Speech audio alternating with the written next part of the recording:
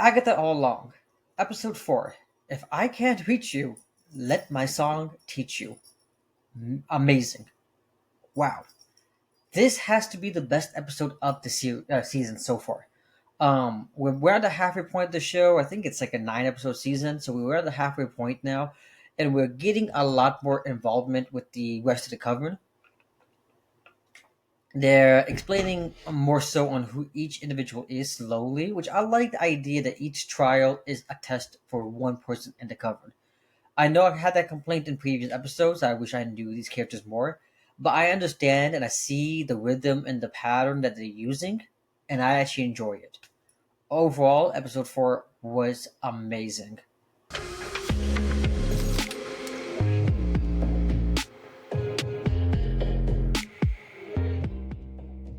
Hey everyone, it's AK with the Popcorn Perspective, coming back with you guys with an Agatha All Along spoiler breakdown. I gotta say, overall, like I said earlier, best episode of the series. Now, where do we see our cover after the death of Sharon, Mrs. Hart? They're bickering still, and they are burying her inside a little tomb, a little grave outside the road, and they realize that every single house they visit in the road is going to be a trial for each individual's magic focus. So I mean, we have the blood magic, we have the divination, we have the potion, we have whatever the hell Agatha's power is. So they need a Greenwich, herbologist basically. So they summon a Greenwich, which ends up being Aubrey Plaza's Rio. So she emerges from Sharon's grave, which was kind of sad. Don't don't mess with Sharon like that. She's already been through a lot, but it was still brilliant. And they enter a 70s aesthetic style home, and I just love the 70s, the hippie era, and it's such a great retro feel with everyone in like the 70s outfit, and they find themselves in a recording studio that, if I'm not mistaken, was Alice's mom's um, studio, Lorena Rue. And we learned Lorena Rue actually wrote or rewrote or added or like changed up slightly the Witch's Road, the ballad, in order to create like a protection spell on her daughter. There's a generational curse on her family, and she wanted to protect her daughter from this curse.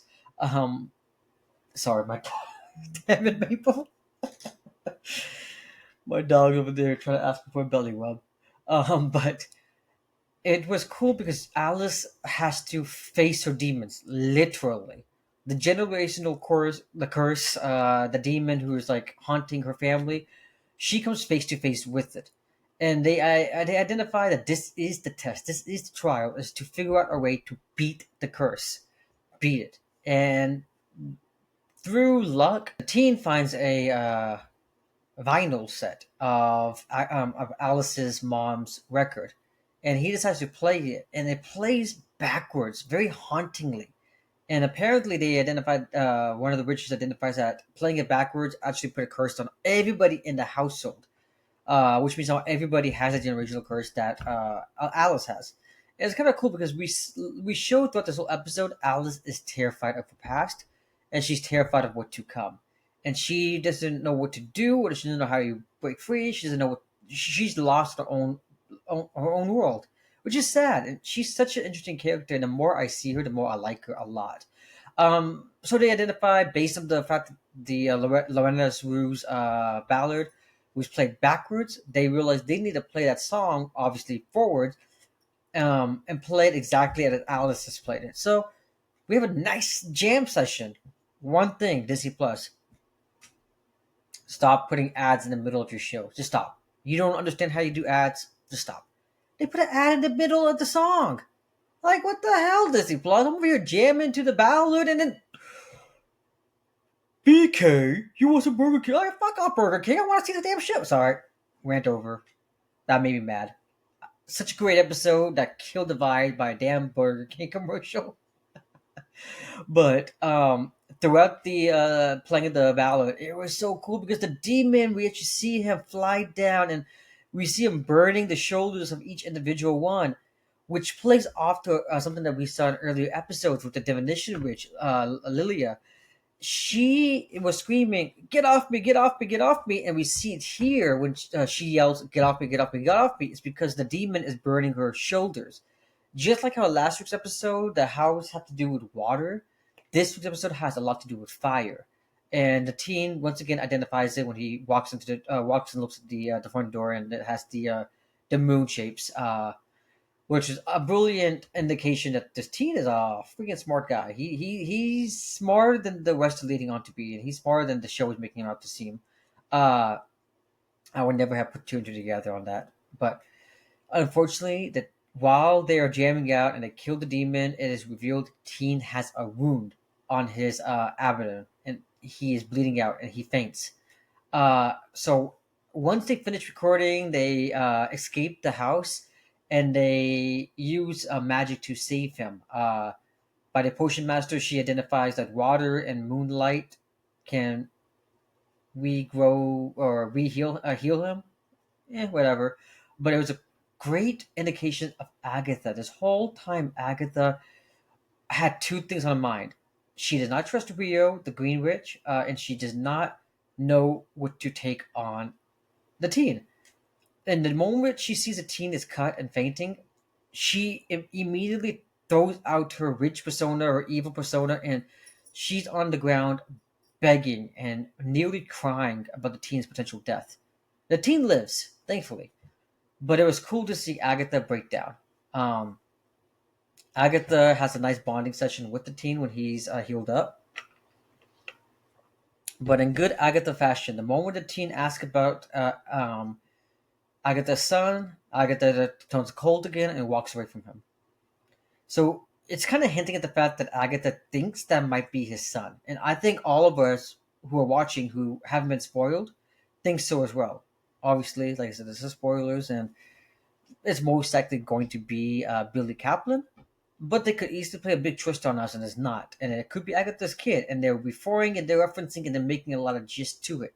And we learn about the sigil that forces him, or like that halts him from ever speaking. Apparently, that sigil works both ways. So the witch who cursed him and put that on him has the same effect. She can speak about him as well. So it's a two-way street. And Agatha implies the only way to destroy the sigil is if the sigil is no longer needed. That's a very interesting thing. So if it is Scarlet Witch's kid, the only way they'll ever identify that is if Scarlet Witch herself comes down and says, "That's my son," and then or she makes bygones be bygones with Agatha. It may impose the sigil being destroyed. We don't know. Um, And while this is all happening, Lila, Alice, and Jen are all bonding about their history and their past and how they lost their magic. We learn about how Jen lost her magic. Jen, being the potion master, she apparently was asked to come to an institution to help out. When she went to the institution, they backstabbed her, and a doctor basically bounded her from her magic. She said she should have seen it coming. I assume that's the guy we saw from last week's episode drowning her. Very sad, very interesting character, or I want to see more of him and why he did that and how he stole her magic, but it's very interesting. And then we also see that Rio is slightly getting involved with the group, but she seems to just be there just to watch everyone suffer. But she does imply that she has history between her and Agatha, and she realizes that she calls Agatha without directly calling her, but said that that is her only scar. The only scar that she holds is ruining or backstabbing the person she loved as she looks at Agatha from a distance. Agatha, who is fed up at this point, walks on her own, and Rio and Agatha have a moment. Agatha attempts to kiss her, showing that they do have a past loving relationship. While Rio stops her and reveals the end drop of the episode: the teen is not your son. So, like I said, this episode was brilliant because we get a lot more backstory on each of the characters. We know Alice has a generational curse that she destroyed this episode, but her family's been haunted for this for generations, and her mom protected her all this time through a protection song. We changing the ballad and adding a little bit to it. That the name of the title, "If I Can't Reach You, Let My Song Teach You." We get a little bit more of a Jen's backstory. We still don't understand Lilia, but now it's obvious Lilia, whatever she says in one episode, will appear in later episodes. She was screaming, "Get off me! Get off me! Get off me!" when she was being burned. But we saw the last week's episode that had nothing to do with this week's. So she had an outburst this episode when she was talking to Alice, and I'm waiting to see how that outburst happens. She also had an outburst last episode with Agatha. We must save Agatha. We must save Agatha. We don't know when that's going to come into play. So she has a lot of. All I gotta say is keep an eye on Lilia. There's a lot more that she's revealing that we don't know about. Um, all I gotta say that overall, this episode was beautifully shot. This was one. Everybody in the show is gorgeous, and just watching them in the '70s outfit, I was like, "Damn, this is a beautiful cast." This show is exactly what I wanted. It's a nice, cheesy Halloween show. I know I said this multiple times, but it has so much heart and so much love. And I gotta say, I'm excited for what happens next. And overall, this has got to be one of my favorite Disney Plus shows this far. Definitely enjoy it. Let me know down below. What have you thought about the show so far? Are you a fan? Do you hate it? Do you love it? Let me know down below. Thanks. And this is Popcorn Perspective, AK, signing out.